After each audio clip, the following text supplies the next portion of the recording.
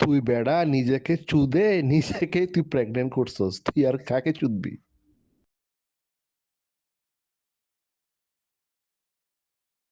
স্ট্যান্ডম্যান। স্টেটম্যানকে বলে স্ট্যান্ডম্যান। ওরে ইংলিশের চোদন, তোর ইংলিশ কোন স্কুলে শিখাইছে রে বলতো এটা? প্রকাশনীর নাম কি? তাহাকে কৃত প্রকাশনী। তুই লাইভটা আবার শুনিস, মানে তুই যে কোন লেভেলের মূর্খ চোদা কামলা, এটা মানে বহুত মূর্খ দেখছি, কিন্তু তোর মতো মূর্খ, তোর মতো মজা এরকম কেউ দেয় নাই। দুর্দান্ত মূর্খ তুই। আহা, ঠিক আছে তো বুঝলাম। আপনার মতন তো আর ওই ওই যারা নাস্তিক তারা তো ওই মার সঙ্গে ছেলে একলগে সেক্স করতে পারে।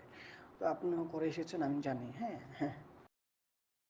আরে আমিও জানি, তুই একটু আগে নবী মুহাম্মদের পাছার মধ্যে তোর নুনুটা ঢুকায় ওয়া ইয়া ইয়া ইয়া করে মাল আউট করছস। আর আমি এটাও জানি যে তোর দাদি তোর বাপকে প্রতিনিয়ত চুদে, এবং তোর নানা তোর মাকে চুদে তোকে জন্ম দিছে, এবং তুই নাকি একটু আগে মানে ঈদের দিন নামাজ পড়ে তোর বোনকে চুদছস, এবং জোহরের নামাজ পড়ে তুই তোর মাকে চুদছস। তারপর তুই নাকি আবার আরেকবার নফল নামাজ পড়ছস। এইভাবে তোলা চোদাচুদি করে ইসলামের জন্ম দিছস। অনেক সময় মূর্খাতামি করতে হয় তোদের মতো এই বালচাল নাস্তিকদেরকে মানে দেখে নেওয়ার জন্য, বুঝতে পেরেছস?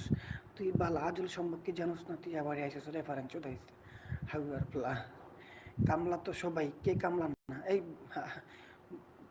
মানে সুনাহাগা নাস্তিক, সুনাহাগা নাস্তিক যিনি প্রধানমন্ত্রী উনিও কামলা, সুনাহাগা নাস্তিক যিনি সবচেয়ে বিশ্বের ধনী, হ্যাঁ, বিল গেটস, মানে উনিও কামলা, হ্যাঁ। সুনাহাগা মমিন মানে নাস্তিক, মানে মমিনের বেশ লইছস তো।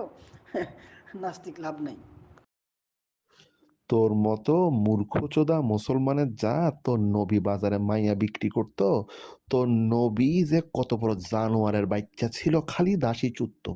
মানে এতগুলা বউ থাকার পরেও দাসী চোদার সাথে ইসলামের সম্পর্ক কি?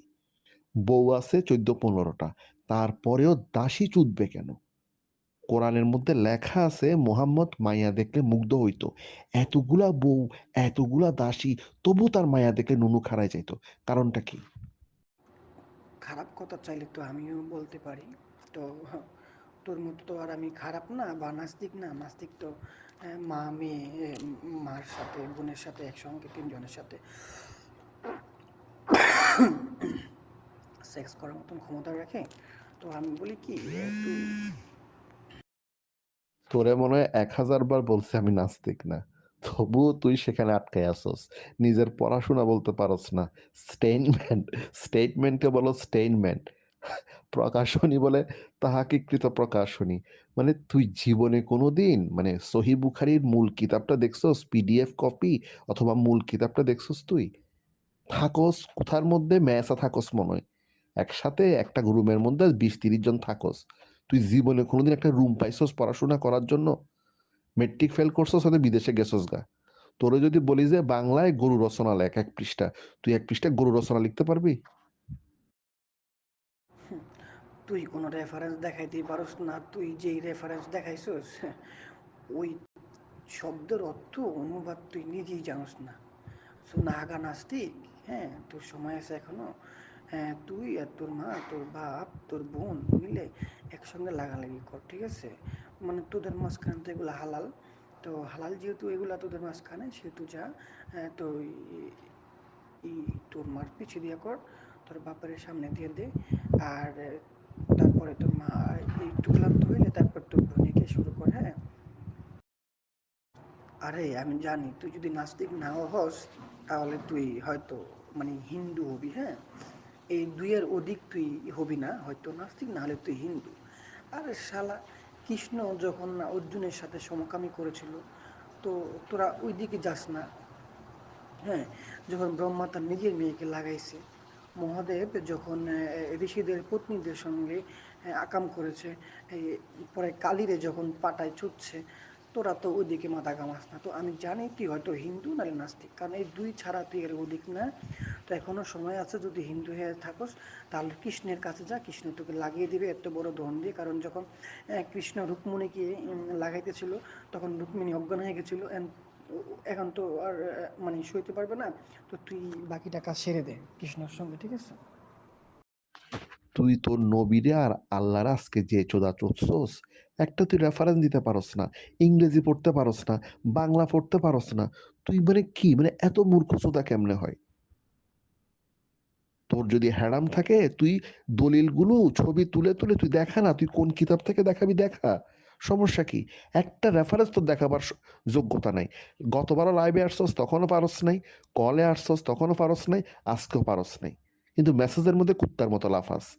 তোর চোদা খাই আজকে তুই যে পরিমাণ আল্লাহরে চুদছস, তোর চোদা খাই আল্লাহ তো এমনও প্রেগনেন্ট হয়ে গেছে।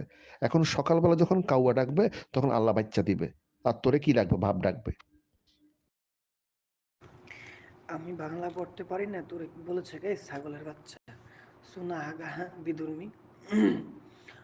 তোর চাইতে ভালো করে বাংলা পড়তে পারবো, তোর শিখাইতে পারবো। আর আমি ইংলিশ পড়তে পারি, কিন্তু হচ্ছে যে অর্থর অনুবাদনগুলা আমার মানে সবটা আসে না। হ্যাঁ, তোর আমি আগেই বলেছি, আমি লাইভেই বলেছি, আমি কোনো লুকোচুরি করি না তোর মতন, মানে বোকাচোদা না স্ক্রিনশট, মানে উল্টাপাল্টা স্ক্রিনশট দিয়ে এনে সামনে মানে পড়মু, পক্ষপাতিত্ব করমু, শাহালা। তোর মতন কি আমি চুনা আগা বিদুর্মী রে এই বেটা?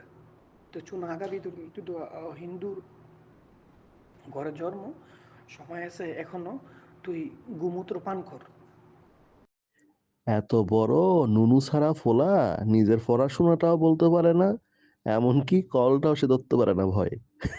চুনাহাগা বলে, গালি একটাই জানে। তুই আজল কি জানোস?